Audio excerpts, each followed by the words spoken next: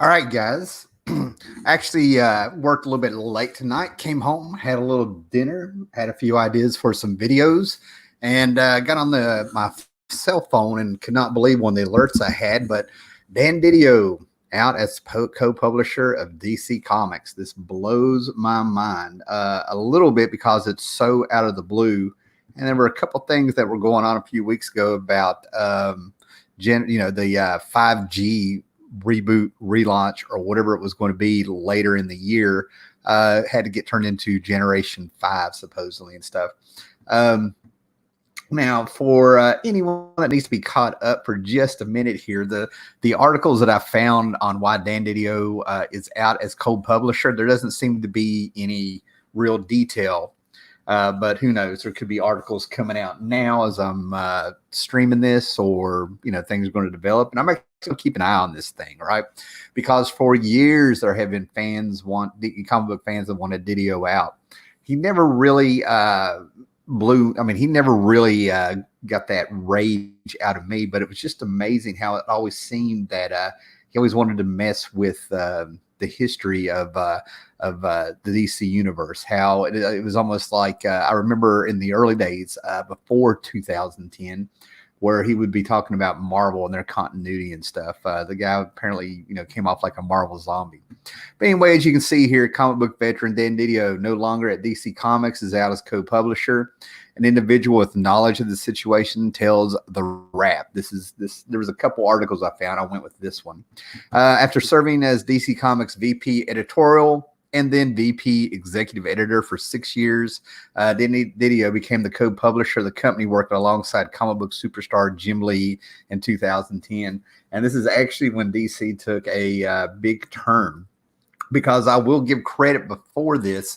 I felt like DC, I've been collecting comics since 1977, but the 2000s was a very interesting place for DC with the trilogy of Crisis books that were coming out: Final Crisis, Infinity Crisis, even Identity Crisis. And then all of a sudden they hit with the Blackest Night. Jeff Johns was on the rise as a writer. Blackest Night came on and blew me away. I was like, they're hitting on all cylinders here. And then all of a sudden, then they came up with the DC 52. During his tenure as co-publisher, Didio was instrumental in the 2011 relaunch of DC Comics titles under the new 52. And if you were there, hey, if you had a few the new 52 DC Comics that you like, I have one or two that I kind of enjoyed, but this was a mess, and it turned out being such a mess that later, maybe it was 2016, I might scroll down here, there was a big apology for the DC 52. They admitted it was a failure, and they were going to turn things with Jeff Johns right there, turning things around, saying we're going to bring back the things that made our comics cool as an apology to you guys. And we have a 2-year plan where all the comics coming out of DC 52. I mean, we had Flashpoint lead up to the 52. And then finally we had DC Reborn that led up to it. Bringing back the DC universe proper, more or less. And they were still going to tie in the 52, saying that somebody had stolen years from our heroes, and it ended up being Dr. Manhattan. But it was supposed to have been a 2-year plan to where all your comics from DC would dovetail. And this was supposed to be with Doomsday Clock, which has, been dead in the water, in my opinion, due to delays and obvious changes and all this other stuff going on at DC behind the scenes, if you follow this stuff, right? But anyway, under the DC banner, which contemporized all the DC heroes, in my opinion, they were derivatives, so they could get out of paying royalties. Sales of the new DC were initially successful, but both sales and buzz faded, and they need to put in quickly right there, which led to DC Comics moving forward in 2016 with another line-wide relaunch called DC Universe Rebirth. And I just went over all this. Now, that gives Didio some credit here. And like I said, I don't think everything Didio did was awful, but, a couple of months ago, I did a live stream where I was talking about we're going into a new decade. We're coming into the 2020s, and things were going to change. I mean, there's always a pop culture shift with each decade, its own identity. I've been saying that the last couple of years of comics have been a black eye on the whole entire industry, if you're a comic book collector and stuff. And I feel like this is just one more nod for a change coming, right? Obviously, is it for the best? Is it going to be a good change? Is it going to be more muck? We'll have to wait and see. Additionally, Didio oversaw other initiatives, which included stories such as Infinite Crisis, Before Watchmen, and Doomsday Clock. They're being very nice here. Like I said, not everything he did was a disaster or oversaw was a disaster. There are things that I can pull out of DC that, he was sort of responsible for that I liked. News of Didio's departure from DC Comics ahead of planned announcement regarding yet another relaunch of DC Comics. And there's been a little bit of buzz. I've kind of moved on from modern comics from both Marvel, DC, and other places. But if you're into comics, you're well aware of AT&T little buzzes. I never really saw anything definitely confirmed, but DC was going to have to do something because AT&T was kind of scaring them, and the answer was this other relaunch where they were going to turn around and change everything and say that changed all the heroes to their 5th generation. I sort of knew this was going to be a disaster because I saw where there was outrage over DC calling this new relaunch 5G. It's a contemporary term, for cell phones and whatnot and all that stuff, right?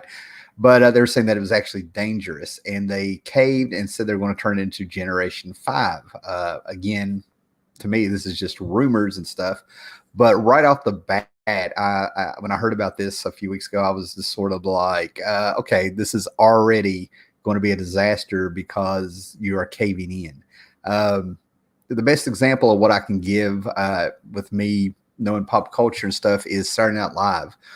When the original cast left in 1980, and we had our 5 years of the golden years of Saturday Night Live, another actress had walked in, going to be one of the new cast for it. And one of the original writers had returned to Saturday Night Live, and on the wall he wrote "dangerous" on there, and that's what makes things cutting edge and stuff. And right off the bat, they were sort of wimping out and being like, "Oh, we won't call it 5G then."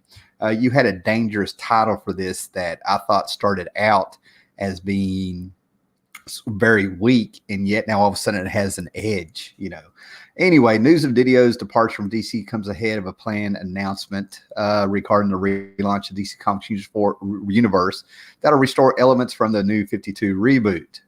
Amazing. However, the Hollywood Reporter reports that it currently unclear if Didio's exit will delay or cancel DC Comics plans for the relaunch. At press time, Didio was midway through a projected 12-issue run of Metal Man miniseries with an artist, Shane Davis. I had no idea about that. So we got a little speculation there of like, are we going to be out of this? That's fantastic. We can get out of there. Hey, what's going on? Let's look at the comments here. Underworld Realm is here. Adriano is here. Fantastic. Everybody's saying hello. Live, and they're from, all the way down in Brazil. That's fantastic. Paulo Costo, everyone tremble. I bet Dollars to Donuts, AT&T is getting ready to shut down the editorial department. Underworld Ream, do you guys think this will stop them from trying to bring back the New 52? It was a rumor that he was trying to bring it back. Do you think this will stop that, or is there already stuff in the can? There's definitely something going on. And if Dan Didio was the man that was spearheading all these projects, I think it's fair to make an assumption that maybe this will stop, but we don't know. He was co-publisher. There's other people there making decisions, Jim Lee and stuff, right? And then Consuth, after what has happened to Wally West, Sue Dibney, and Superman, and recent changes to the Legion of Superheroes, I can't say I'm sad to see him go. Yeah, what they've been putting out, I'm one of those people that you don't really hear too much about because we don't get online and yell and scream and do things like that. Now, I've got a YouTube channel, so I've voiced my opinion, but I'm part of a group that it's more like a silent majority that have just walked away from the modern comics. So hearing these things, and it was Legion of Superheroes that really put the final nail in the coffin for me with what Bendis is doing.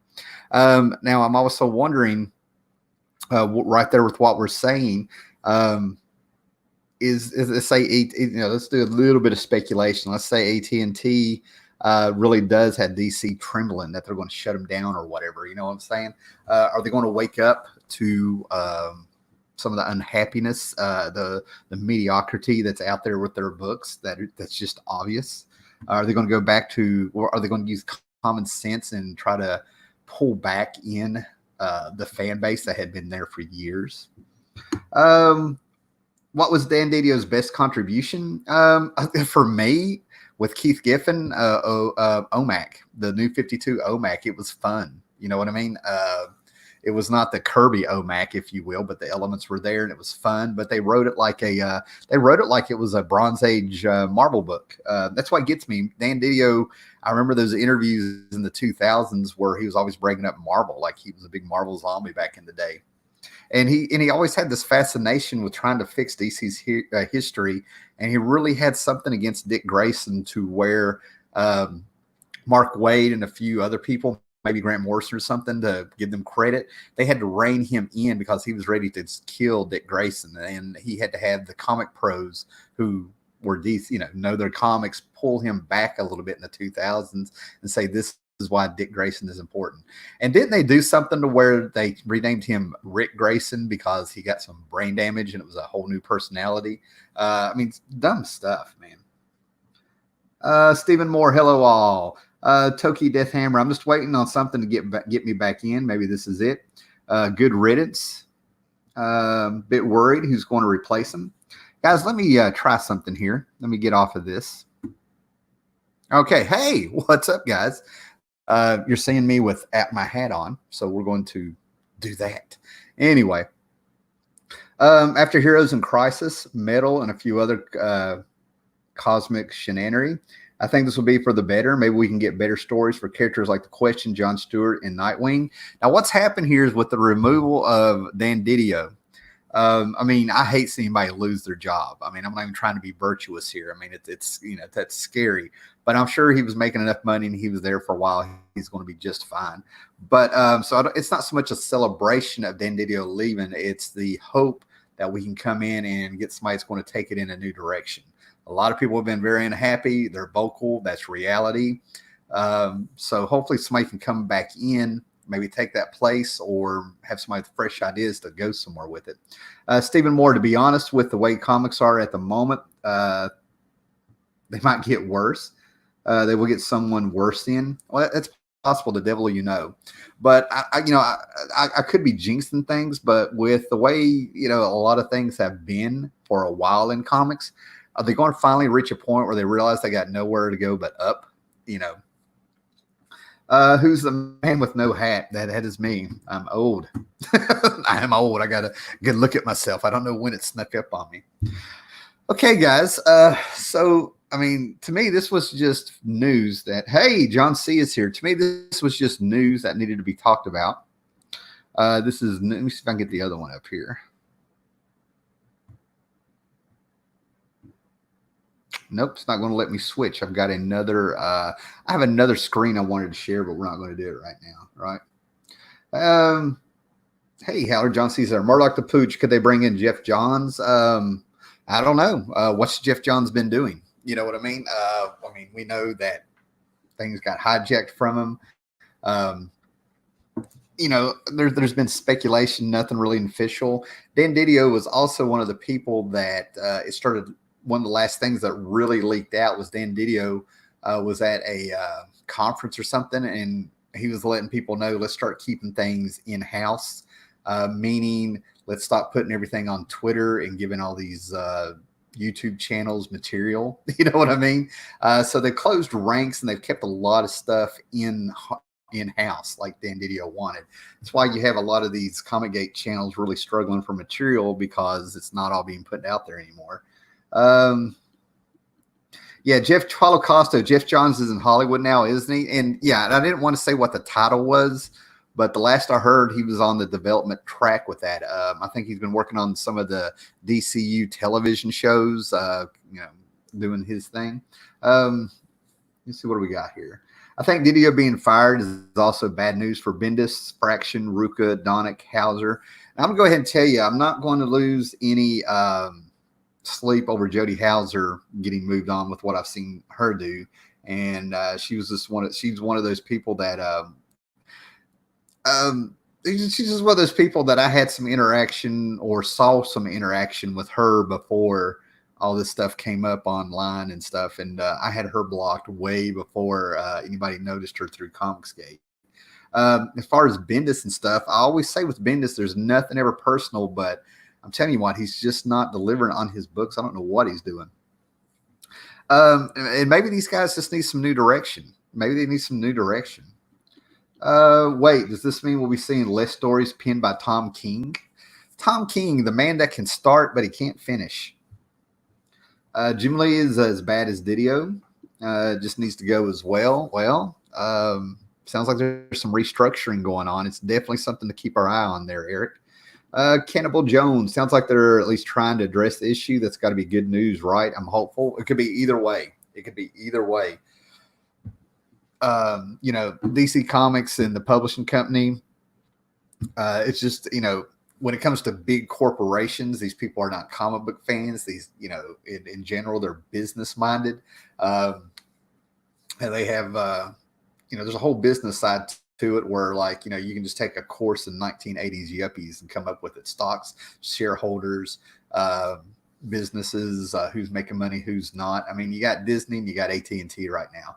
The big fear that I have is they shut down the editorial department, and all of a sudden we're going to have other companies, doing their name brands. If you go back to the 1950s, the Trinity heroes were the ones that really survived the change in comics from the 40s, the rise of crime comics and the romance comics and the horror comics. You still had Superman, Wonder Woman, and Batman going. So I can always see them not wanting to give up those brands because they're still making movies and whatnot, and Joker nowadays and things like that. But they start getting farmed out to other companies to be done. We don't have a DC universe per se. There's no telling what these people will do. Seems they have sorted Batman out. That's what I've been hearing. I've heard there's an issue of Batman, maybe number 89, that's well sought out. I know I heard Catwoman is supposed to be pregnant. Is it Tomasi on that? Tomasi's a solid writer. Tomasi is one of those last of the great actual comic book writers, as it seems. Maybe they can talk Paul Levis to come back for a few years while they're restructuring. That would be fantastic. That would be fantastic. What we got here? Andy Comar, man, there's a lot of people who's going back with history and stuff. Man, we're remembering some stuff, man. Andy Comer was the Vertigo Destroyer. Man, that was just horrible. They quietly fired him and made it look like some kind of transition. G5 will save DC. Yeah, right. We go back to what I've talked about, the battered wife syndrome. You smack the fans. They're like, come on back, baby. Come on back. I'll change. You get smacked again after you have a little sweet time there, and they smack you again. And this time it's like, what'd you make us do that for? Why'd you make me do that for? But we go back because, we got a new relaunch. They're going to make things better, and we get a little taste again. And then finally they pop you and you're out, G5 is probably going to be one more any kind of reboot at this point is just a smack in the face. They're going to have people from outside the comics industry in charge of DC, I bet. Paula, you could be right. I've seen companies that, like the wrestling. There was a wrestling company, WCW, back in the 90s, the famous talk Ric Flair does. Yeah, I'm whipping out some past things from the past and stuff. But, Ric Flair exposed part of the business when you found out that the guy who ran Pizza Hut ended up taking over WCW. The scenario would break my heart. Yeah, sorry for the spin. Don't worry about it. Yeah. So it's wide open, man. It's wide open on what could be happening right now. It's wide open. I mean, this is real news. This is really interesting. We're not talking about some editor taking off the books. We're not talking about a Black Label fiasco. We're not talking about a racist writer on Bordertown who's exposed for being some kind of sexual predator allegedly and all this stuff like that. This is really business. This sounds like this is a business decision. There have been rumblings. It looks like there was something to it with AT&T. A lot of people worry about AT&T, shutting down DC. There's enough stuff out there to speculate. Are those true? What's going on? Are we going to hear more about this? One of the things I'm sort of wondering about is, are we going to be seeing creators' reactions online on the social media out there and stuff? Are they going to allow them to? And has the word been put out to keep your mouth shut about this? Let's not leak this out and stuff. I'm just amazed that it happened today, and I think it hit the internet maybe 2 hours ago, and I saw a few articles pop up like 30 minutes ago. So, I'm not a news program, but I'm going to keep some integrity. I'm not going to go too far out there, but this is very interesting news, because if you notice, not only did they let him go from what it looks like in the article, but there wasn't an announcement who's taken his place. Now, that's what I find concerning right off the bat. And that could just be a emotional reaction. Okay. That may not be a rational thing, but maybe they wanted to give Dido a space. Let him, I don't know. But yeah, they haven't announced a replacement for him. There you go. Bring Jim Starlin in. Oh God, I hope not. The evil mouse. That's funny. Hopefully they won't go the lifestyle brand route like Marvel. It was getting pretty bad there, where it felt like DC was about to start making all the mistakes Marvel did. And I have no idea where Marvel was at. The last book I read by Marvel was just horrible, and I talked about that in the live stream.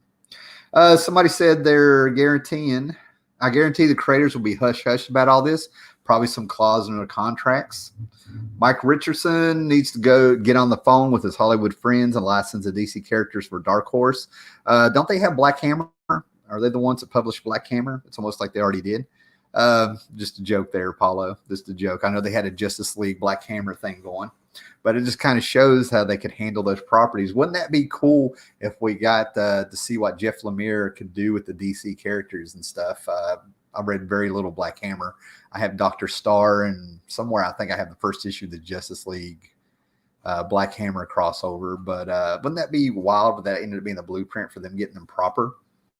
And to tell you what, Dark Horse has lost so many properties over the few years, and they have a YouTube channel that's hosted by people that work at Dark Horse. And if you saw the people hosting it and realizing these are the people working at Dark Horse, you would totally get it. You would totally get it. Okay. I've said that for like about a year or more.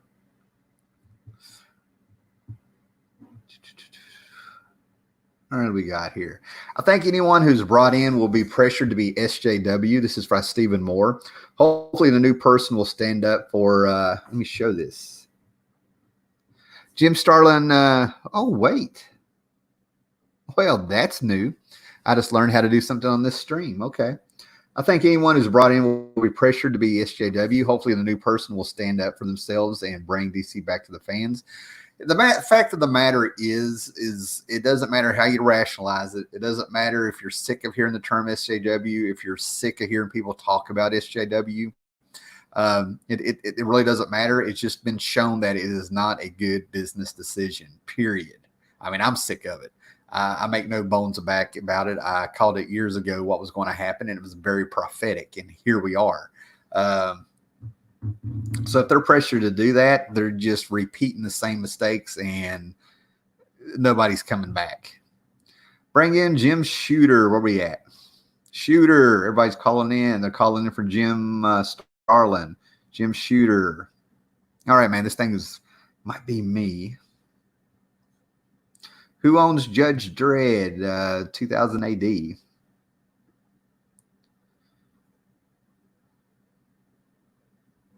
Dark Horse, Paulo's right on this, man. Paulo Costa's right on this. Dark Horse has always had a close relationship with DC. If I can get it to show. Yeah, Dark Horse has always had a close relationship with DC, and they have Karen Berger. A license agreement would work wonders. Oh, my gosh. Bringing back Karen Berger would be fantastic. If you want to know who Karen excuse me, you want to know who Karen is? I want to tell you one word, and that's all you need to know. Vertigo. I'm no fan of the PC cult. Best way to change anything is to vote with your dollar. If it's crap, let it rot on the shelves. That's by Dinky Dot. So yeah, that's where we're at, guys. Might be something else in there, right? So that's about it for this stream. We can speculate. We can have our hopes. We can have our wishes.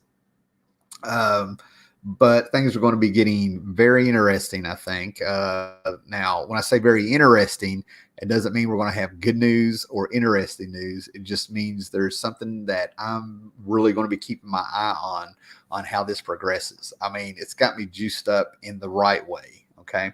Hopefully, we get some new blood in there or something happens. Let's just hope that this isn't bam, this is it. Okay. You know what I mean? Like it's the beginning of the real end of the, publishing comics and comic shops and stuff. Right.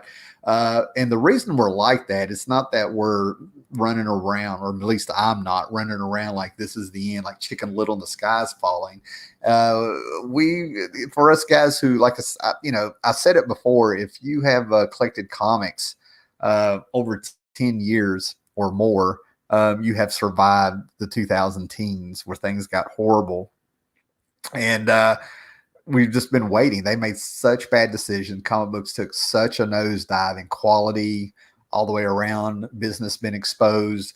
Creators like just being freaking absolutely nasty and crazy online.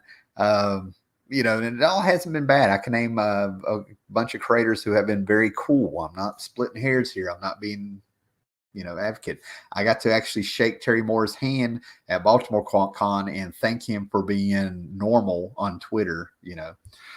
Stephen Moore, after 45 years of collecting, I never thought I would be so sick of the whole pop culture scene, films and comics. At least I can spend the money on back issues now. Dude, I totally get what you're saying. I have the physical media, if you will. I've got the VHS. I've started on Blu-rays. I've got DVDs. I have my Doctor Who seasons on DVD. I have my Star Trek seasons on DVD. I have access to Star Trek The Next Generation. I've actually come around to liking Star Trek Voyager, and things like that. They're out there. They're there. I don't have to look at that stuff, right? I get messages every now and then from actual friends that I've known going back to the 90s at least about them telling me how they gave Jodie Whittaker a chance, and they were like, it's horrible. They just can't believe how bad it is. I stay away from the stuff. That's what I had to do. Back a couple months ago when I said I wasn't going to be doing Marvel Comics anymore, I'm not joking. I started staying off Twitter. I deactivated my Twitter for a while. But I wanted to see the Gail Simone meltdown that that came up in my, some things made some news, and I was like curious about it. Man, I'm only human and stuff, right? How sweet. Stephen Morris says we always have you, Howler Mouse. Well, hopefully my next couple videos may make you happy if you're a Watchmen fan. I have 2-3 things to talk about with the Watchmen and how Doomsday Clock got the comedian wrong, but the whole point is that there's elements of Watchmen story-wise that I'm going to be bringing up that I've never seen anybody write an article about, talk about, or anything. It might actually be some fresh stuff coming out of the Watchmen. And I think I'm going to do those as actual videos, and then I want to do one live stream where I show you my entire Watchmen collection, movies, shirts, everything. DVDs, those are just Laserdisc. You got Laserdisc? I got 5 Laserdisc. I've got Star Wars, Empire Strikes Back, Return of the Jedi, full screen, normal screen, both of those, and I have Blade Runner. I have no Laserdisc player, that is. 600 Laserdisc. I have no idea. I can just imagine your shelves. All right, man. So I'm going to get ready to shoot some videos, at least one tonight, and of the Watchmen to see how it goes. I got to get my engineered setup. I swear I'm really trying to hold off from shilling and begging for the money with the super chats and stuff, but I would like to get some equipment just to be able to shoot a video and some lighting so I can shoot in the comic book room now that it seems like Copa has calmed down. So I'm going to get out of here, guys. There may be another live stream or maybe at least a video tonight, but we're going to get back on track. We're going to keep an eye out for this Dan Dido thing. I want to be thinking positive, but I'm not going to be surprised if something else happens. And I'm always wondering, a lot of things happen in threes. Deaths happen in threes. Some other things happen in threes. Wonders there's going to be some other people let go. So we'll have to find out. And I'm also wondering if we're going to finally hear from some creators on their opinion on this. So that's going to be some of the things I'm going to be looking for. All right, guys. Why VHS? I'm going to answer this before I say goodbye. There are actually actual movies on VHS that look better, grainy, and they have the original soundtrack. It's all about how big of a movie buff you are. There are movies where the soundtrack has been changed, taken out, arranged, and for some reason, uh, when things were shot on film, some directors actually knew the quality of the film they had. It's kind of like Bob Dylan and Neil Young. They actually wrote songs to have the pops and cracks of vinyl work in there. Now, I'm not going to wave the flag for VHS and say that, don't you blaspheme and all this stuff like that. But it's one of those things where if somebody actually knew what they were talking about and showed you the proof, you'd be amazed. Another thing is that it's just cheap to find. Okay, guys. Yeah, Baywatch. Scott Neely says, yeah, Baywatch on DVD sucks. I removed the original intro. That's what I'm getting at. There's all kinds of these little changes that if you were a fan, you notice and you're like, what did you do? Okay. All right. Okay. Later, guys. Let's get some work done. Let's keep an eye out on this. And somebody's yelling, fire Bendis. Please fire Bendis.